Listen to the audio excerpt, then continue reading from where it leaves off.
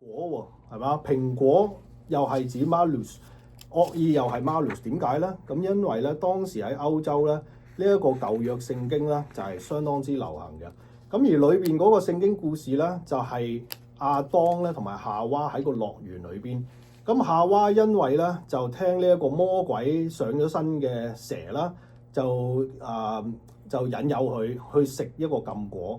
咁呢個禁果咧，就係上帝已經同亞當同夏娃講清楚，你係樂園裏邊咩都可以食，就係呢個禁果唔可以食。OK，咁 anyway 個夏娃咧就係食咗呢個蘋果，咁因此咧佢同呢一個亞當咧就係被驅逐呢個樂園。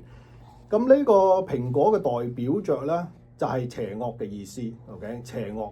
咁而呢種邪惡咧係最邪惡嘅一種嘅意念嚟嘅。OK，nothing is worse than the devil。OK， 即係啲人話魔鬼就係最差噶啦，係咪？如果我用魔鬼嘅邪惡嚟形容你咧，咁呢個係最差，係想置人於死地咁樣嗰一種嘅心態嚟嘅喎，好嘛？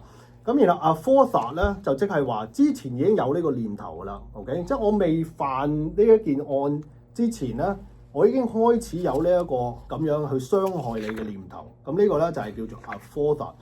咁因此咧，我將呢兩個概念加埋一齊咧，諗到最好嘅中文嘅成語咧，就係心懷鬼胎。呢個就係我本人咧會點樣去翻譯呢一個 malus aforethought。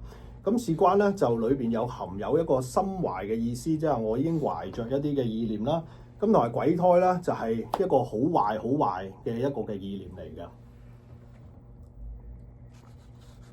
OK。你想接住啊？定係？咁你講嘅心懷鬼胎，我你要。